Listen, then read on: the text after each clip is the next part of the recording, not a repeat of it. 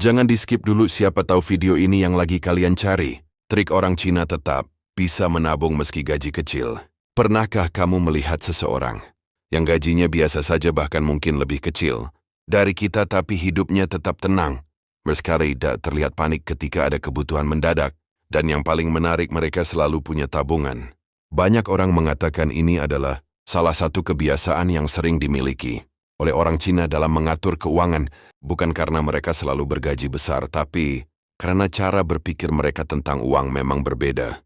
Trik pertama adalah menabung di awal bukan di akhir. Kebanyakan orang melakukan kebalikan. Gaji masuk lalu langsung dipakai untuk berbagai kebutuhan mulai dari makan, hiburan, belanja, sampai gaya hidup. Kalau masih ada sisa baru ditabung. Masalahnya hampir tidak pernah ada sisa. Sedangkan banyak keluarga Cina punya kebiasaan sederhana.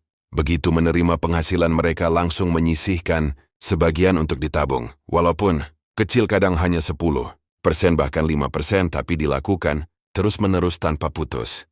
Mereka ada percaya bahwa menabung bukan soal jumlahnya besar atau kecil, tetapi soal kebiasaan yang konsisten. Trik kedua adalah hidup sederhana meskipun sebenarnya mampu lebih. Banyak orang Cina yang sebenarnya punya uang tapi tetap memilih hidup sederhana.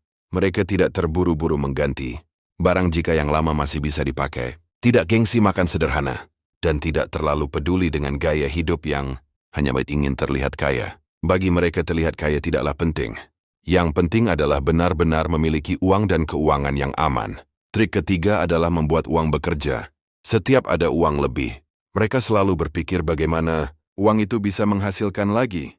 Entah digunakan untuk menambah modal usaha kecil, membeli barang untuk dijual kembali, atau mencari peluang lain yang bisa menambah pemasukan.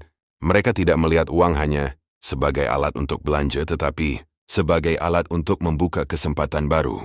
Karena itulah meskipun gaji tidak besar, perlahan keuangan mereka bisa terus bertumbuh.